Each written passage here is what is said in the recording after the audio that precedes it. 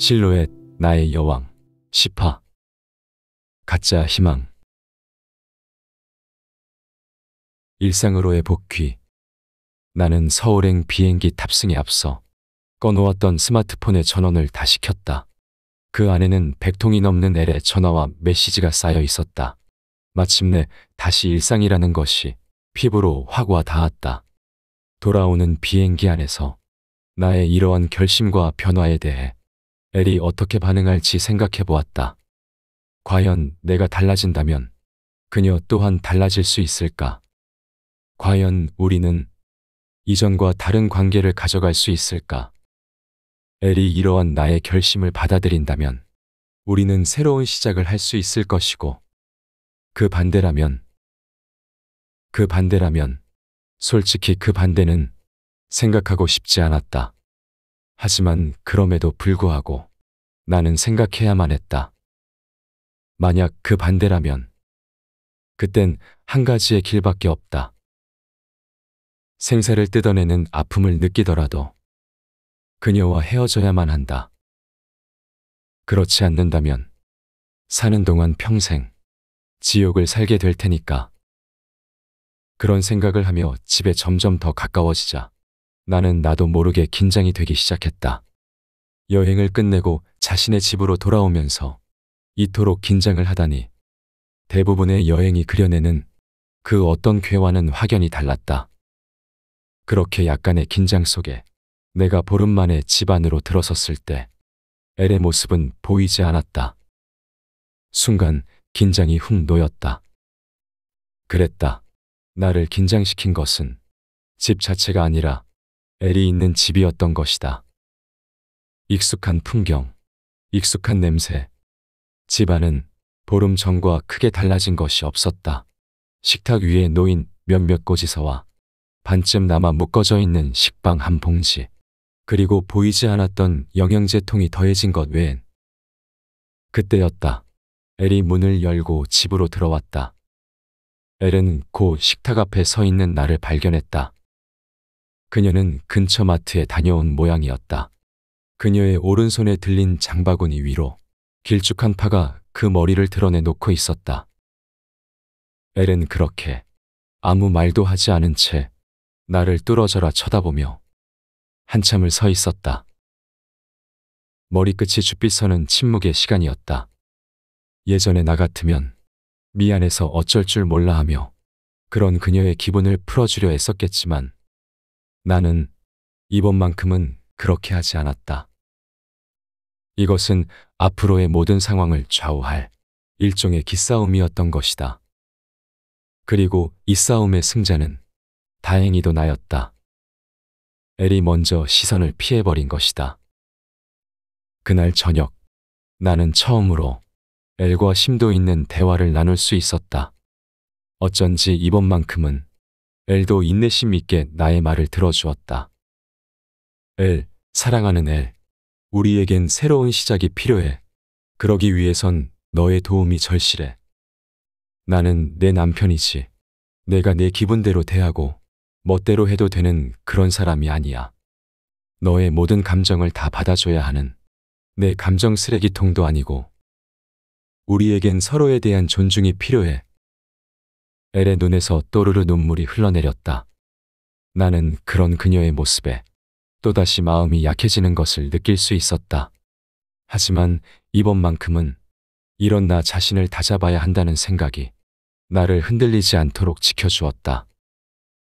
이어 L은 내가 없는 동안 자신도 많은 생각을 했다며 자신이 미안하다고 이야기했다. 레오, 미안해. 내가 다 미안해. 근데 말이야. 내가 언제 그렇게 해달라고 했어. 지금껏 레오가 좋다고 그렇게 한 거잖아. 안 그래? 맞아, L. 내 잘못이야. 내가 애초에 사랑에 대해 잘못 이해해버린 탓이야. 그래서 내 잘못이니까 내가 이렇게 바로 고쳐보려는 거야. 정말이지, 난 그게 사랑인 줄 알았어. 사랑하면 그래야 하는 줄만 알았어. 하지만 그게 아니었어. 사랑에도 존중이 필요해, L. 그렇지 않는다면 우린 함께 할 수 없어. 난 계속 이렇게 살 순 없어, 엘. 엘은 뭔가 불만스러운 표정이었지만 그 불만을 입 밖으로 내뱉지는 않았다. 적어도 그 순간만큼은. 하지만 엘은 그 이상 아무런 말을 하지 않는 것으로 나에게 최대한 협조를 해보겠다는 긍정의 메시지를 보내고 있었다. 그날 이후 엘은 많이 달라졌다. 정말 다행이었다. 그녀가 순간순간 뱉으려던 말들을 집어삼키는 것도 몇 번이나 보았다. 그녀 또한 노력하고 있다는 것에 나는 작은 희망의 빛을 발견할 수 있었다. 그러는 사이 나는 다시금 나를 추스르고 예전보다는 규모가 매우 작지만 나의 경력을 어느 정도 인정받을 수 있는 회사에 재취업할 수 있었다. 잘못 되어졌던 모든 것들이 다시 제자리로 돌아오고 있었다. 그렇게 몇 달간 나는 노력하는 엘의 모습을 보며 이제는 어느 정도 되었다고 생각했다. 하지만 그것은 가짜 희망에 불과했다. 환부를 연고로 살짝 덮었다 한들 그 원인이 완전히 치료되지 않는다면 그 상처는 끊임없이 표피를 뚫으며 덧나고 또 덧나서 결국 그 상처를 더 키우게 되지 않던가. 우리의 아슬아슬한 평화는 다시 제자리를 찾아갔다. 엘은 결국 다시 이전의 모습으로 되돌아왔다. 더 이상은 진지한 대화도 통하지 않았다. 레오, 지금 말이 되게 이상하다. 보자 하니까 왜 이렇게 예민하게 구는데? 레오, 나니깐 이만큼이라도 받아주는 거야. 그렇게 엘은 또다시 자신의 생각만을 내게 강요하고 내 생각은 전부 다 틀렸다며 폭력에 가까운 한탄 섞인 말을 내뱉음으로써 또다시 나의 자존감을 깔아뭉개었다. 또한 언제부턴가 나는 그녀의 주변 사람들 사이에서 모든 것을 자기 멋대로 하려고만 하는 나쁜 남편이 되어 있었다. 엘은 내가 함께 있을 때마저 교묘하게 말끝을 흐리며 내게 부정적인 이미지를 씌웠던 것이다. 그녀의 그런 모습들이 나를 몹시 슬프게 만들었다. 엘, 우리 헤어지자. 결국 내 입에서 그 말이 나오고야 말았다. 엘과의 이별. 차마 이별까지는 원치 않았던 나지만 더 이상은 방법이 없다는 생각이 들었던 것이다. 나는 더 이상 스스로를 지옥에 살게 둘 수 없었다. 그건 명백히 내가 나 스스로에 대한 방임, 학대였으니까. 이런 나의 선언에 엘은 패악질을 해대기 시작했다. 손에 들고 있던 스마트폰을 집어던지는 것은 물론 내가 그녀를 이해시키고자 정성껏 적었던 그간의 손편지들을 갈기갈기 찢어 나를 향해 집어던졌다.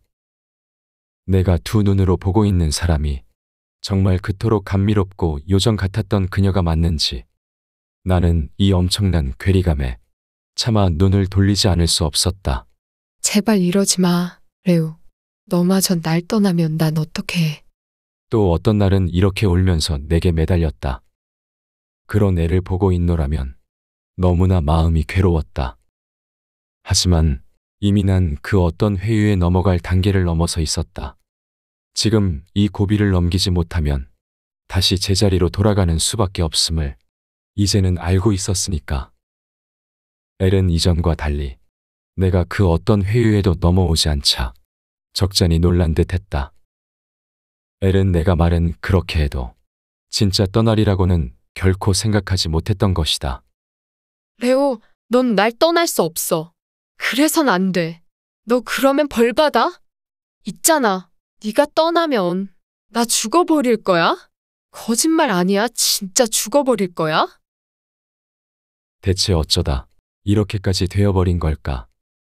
나는 생각했다. 이럴 바엔 차라리 내가 죽어버리는 게 낫겠다고.